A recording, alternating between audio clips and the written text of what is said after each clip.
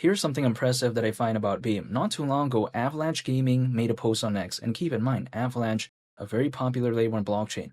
But besides all that, they talked about something called Dremica. Now, Dremica, by the way, is an open world MMORPG, and it's built on Beam. And just take a look at the photo that I showed on the screen. Built on Beam. Could you imagine that? When I saw that, I was like, wow, that's very impressive, I thought to myself, because take a look at, for instance, the possibilities of what could be had on Beam, right? Even though nothing I say is financial advice, this is why I don't think it's a bad project to me.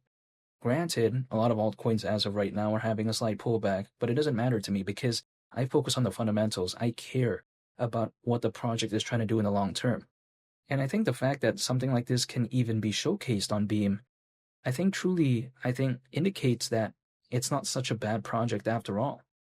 Keep in mind, a lot of blockchain games out there are not that good in my perspective. Like around 90% that I see out there, or should I say even more than that actually, the graphics are typically really bad. It's not that fun to play.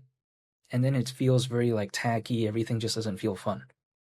At that point, why even bother with blockchain gaming? That is the mindset I even have. However, there is that slight feel that at least showcases of brilliance. Like, I'm not saying that blockchain gaming has the best adoption, but then in terms of some projects out there, I'm just like, wow, it kind of showcases what they're capable of. And I think something like this does truly indicate that, because just take a look at the graphics again. I mean, it's not that bad.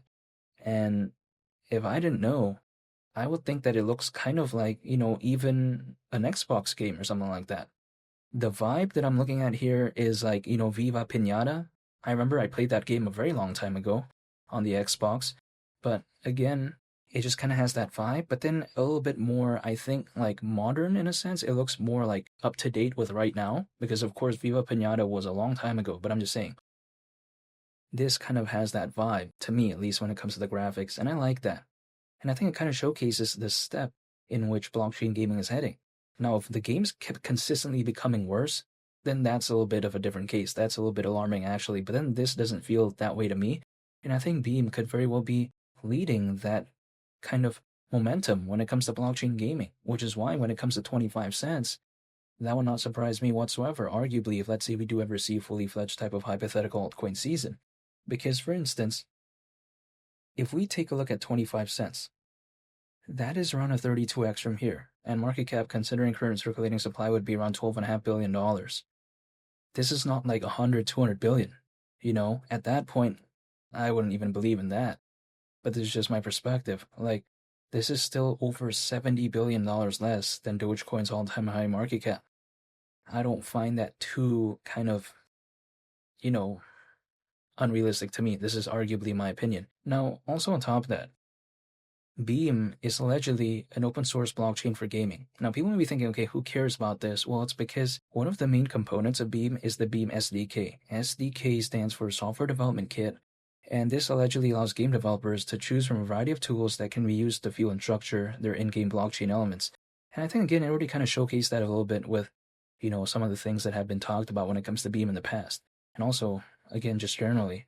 So I think Beam has already kind of proven itself in that sense. So I'm still staying patient, holding, and just waiting, but I do like what I'm seeing when it comes to Beam. As of right now, even though I can take a look back in the past and see how usually altcoins as a worst case scenario typically peak around 18 months after a Bitcoin halving event, which would actually mean around October this year because the last one happened in April of 2024, so that's last year.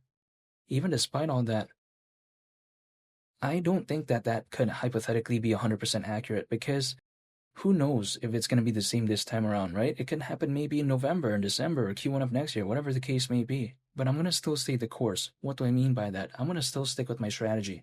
Dollar cost averaging, holding, waiting. That's about it. Anytime on income, just acquiring my favorite projects, and again, just staying patient.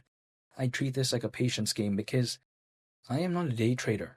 I don't swing trade. I don't do any of this type of stuff. I don't use leverage. This is not my style. It's not my vibes. That's not what I do.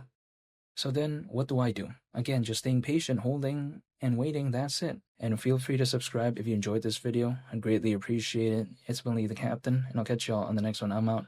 Peace. Bye.